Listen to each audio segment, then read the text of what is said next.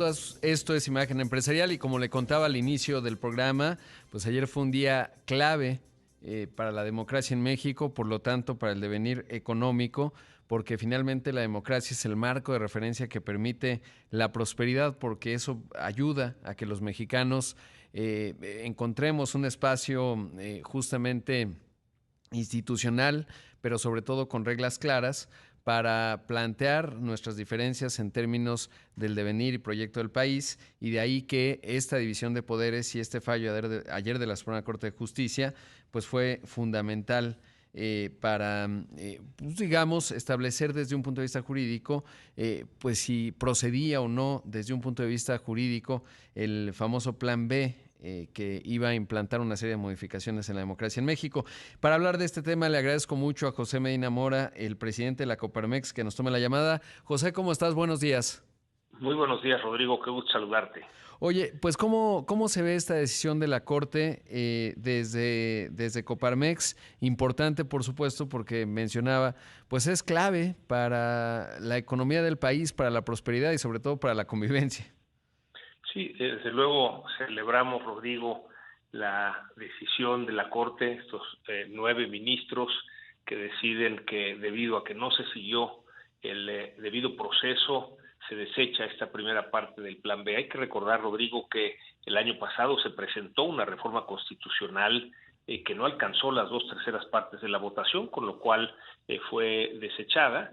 Sin embargo, ese mismo día se presenta el ahora conocido como Plan B, en donde se pone a votación realmente sin tener la posibilidad ni siquiera de leer esta iniciativa, estas leyes, y así fue aprobado. Posteriormente en el Senado se aplica lo mismo, es decir, se aprueba por lo que se conoce como mayoría absoluta, es decir, el partido en el poder y sus aliados, sin el debido proceso, es decir, sin la discusión primero en comisiones, después en el Pleno, sin que se haya escuchado a los partidos de oposición, sin que se haya escuchado a la ciudadanía.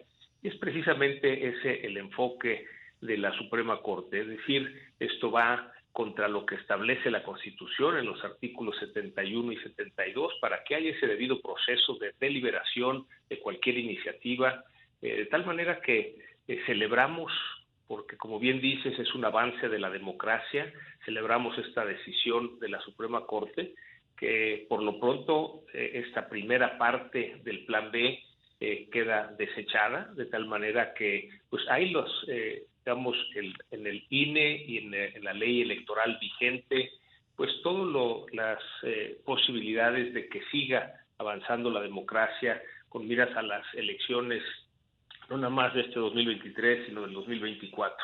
Entonces, sí, un día que celebramos no nada más la decisión de la Suprema Corte, sino que exista la división de poderes. Eso es fundamental, Rodrigo, para que avance la democracia.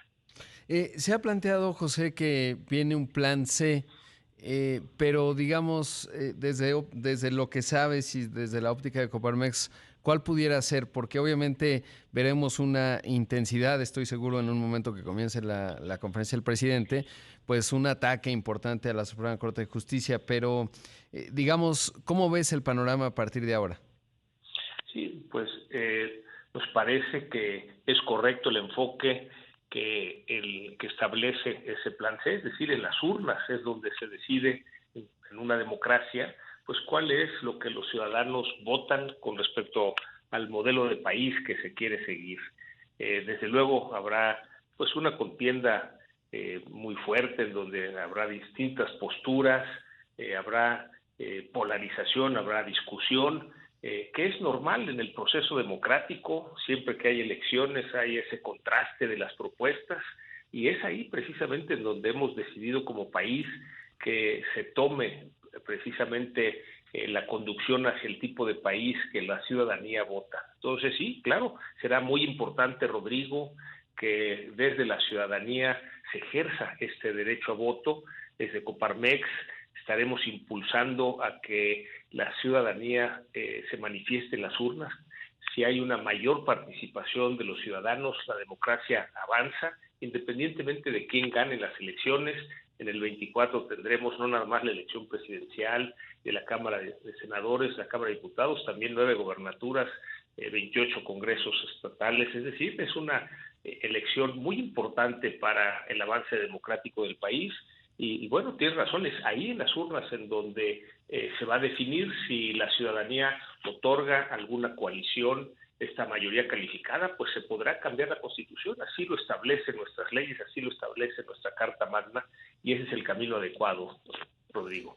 Sí, sin duda, y mencionas algo fundamental, y por eso también es relevante que en un entorno de polarización de muchas sociedades a nivel global lo observamos, no es diferente en México, incluso a veces desde la máxima tribuna, me refiero desde el Poder Ejecutivo, pues se impulsa esta polarización, pero finalmente pues se pueden tener, como lo acabas de mencionar, visiones distintas, tiene que haber un árbitro muy claro para que no haya la menor duda y cuando se llegue a los resultados, pues los mexicanos digamos, bueno, esa es la mayoría y en la mayoría pues se acomoda el país y así es, digamos, como resolvemos los conflictos, porque de otra forma, y lo observamos en otros países, pues eso puede llevar a escenarios no óptimos y en ese contexto por eso también la importancia de que haya un árbitro con reglas claras y que no beneficios se incline hacia un lado y hacia otro. ¿Cómo ves, José, digamos, esta determinación ayer de la Suprema Corte de Justicia en función de lo que también se aprobó recientemente, digamos, desde el punto de vista del procedimiento, habrá que ver específicamente cómo se interpreta jurídicamente, pero pues que se aprobaron muchas cosas sin que los diputados, los legisladores en general, pues conocieran el contenido de las mismas reformas? ¿Crees que esto sienta un precedente y podría estar conectado de alguna suerte? Sí, de alguna manera el criterio de la Suprema Corte de, digamos, decidir que de acuerdo con nuestra Constitución cualquier ley debe de pasar por este proceso de discusión en comisiones y después en el Pleno, permitiendo escuchar a los partidos de oposición y escuchar a la ciudadanía, pues ya es un criterio que genera ese precedente en estas leyes que se aprobaron, estas 20 leyes que se aprobaron en un fast track, en un par de semanas, en donde cuando estuvieron en la Cámara de Diputados al menos hubo diálogo en tema de la ley minera, en tema de las reformas laborales, en la reforma administrativa.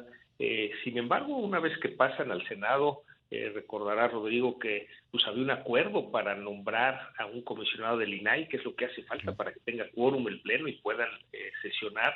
Sin embargo, en la votación se rompe el acuerdo y ahí es donde la oposición toma la tribuna, los senadores de Morena y aliados se van a una sede alterna pasando por Palacio Nacional y bueno, una sesión de 10 de la noche a 3 de la mañana aprueban las leyes sin el debido proceso. Entonces, bueno, ya en su momento los partidos de oposición tendrán que presentar estas acciones de inconstitucionalidad y le tocará a la Corte decidir si se desecha también la aprobación de esas leyes precisamente por no seguir el debido proceso, Rodrigo. Claro, y es que una democracia no solo se define en el resultado de las urnas, que ahorita lo mencionábamos como una parte obvio, clave, fundamental, la piedra angular, pero también en el respeto a los procesos que se van definiendo. De otra forma puede haber una manipulación democrática y se vulnera el objetivo mismo del sistema, por decirlo así, y a partir de ahí, bueno, pues eso es lo que pues nos lleva a otros escenarios y realmente el país, México, es una democracia joven y necesita seguir viviendo en democracia porque ahí está el progreso económico, pero sobre todo el entendimiento social y no me canso de repetirlo. José, te pediría la bondad de tu tiempo, tengo que hacer un corte, pero me gustaría también preguntarte, bueno, a propósito de que ayer se presentan estos 10 polos de desarrollo en el Istmo, yo creo que vale la pena escuchar la óptica del presidente de Coparmex con respecto a ello, porque hay que entender que pues las pistas son muchas y justamente no se trata de blancos y negros, sino de distintos aspectos, digamos, de un momento en el país. Esto es Imagen Empresarial. Esta mañana está con nosotros José Medina Mora, el presidente de la Coparmex. Y bueno, ya nos decías, José, la decisión, sin duda la celebra Coparmex, de la Suprema Corte de Justicia de la Nación sobre el Plan B, lo que esto implica en términos de las demás reformas, el criterio que ya establece la Corte. Viene todavía una segunda parte que habrá que observar, pero bueno, pues todo parecería indicar que será en el mismo sentido estas determinaciones del máximo tribunal. y en ese contexto, bueno, pues una gran señal en términos de la democracia en México, su salud, pero también la división de poderes. Y ahora preguntarte, José, ¿cómo observas pues esto que ayer se presentó en la Secretaría de Economía, lo que será la licitación de 6 de los 10 polos de desarrollo del corredor interoceánico del Istmo de Tehuantepec? Sí, bueno, es positivo el hecho de que se pongan incentivos fiscales para promover la inversión en el corredor transísmico, es decir, el que haya depreciación acelerada por los primeros 6 años, exención en el IVA en las transacciones al interior de estos polos de desarrollo durante los primeros 4 años, de tal manera que pues también exención del 100% del impuesto sobre la renta durante 3 años. Esto adicionalmente pues abona a que se atraiga la inversión. Es una zona con potencial, y el hecho de que el gobierno ponga estos incentivos reconoce que se requiere precisamente incentivar la inversión en esa zona. En general es positivo, Rodrigo. Lo que necesitamos en el país es inversión que esté descentralizada en sectores y en regiones, es decir, ha estado en esta administración concentrada en grandes obras como el aeropuerto Felipe Ángeles, como el Tren Maya, como Dos Bocas, ahora en el transísmico. Entonces es positivo que haya incentivos para la inversión, reconociendo que en esa zona se requiere precisamente de estos incentivos de más largo plazo para poder justificar las inversiones. Sí, destacamos que el hecho de que se promueva la inversión en esa zona no quiere decir que se deba limitar las inversiones en otras zonas, como se mencionó, por el uso del agua, que desde luego es un recurso que tenemos que cuidar, pero lo que requerimos como país, Rodrigo, es que siga habiendo inversión. En ese sentido es lo que se requiere para el desarrollo del país, y que haya inversión no nada más en el corredor transísmico, sino que siga habiendo inversión en todo el país. Claro, eso es fundamental. Y en ese contexto, ¿qué visibilidad tienen ustedes ayer lo dijo la secretaria de Economía, Raquel Buenrostro, de que se vaya a publicar nuevas disposiciones para prohibir la instalación de industrias en el centro y norte del país por la falta de agua? ¿Saben algo al respecto? Y esta parte quizás puede ser preocupante, pero pues a entender exactamente qué están pensando. Sí, de alguna manera es preocupante el que se quiera limitar la inversión de la parte del centro del país hacia el norte. Son los estados con mayor desarrollo.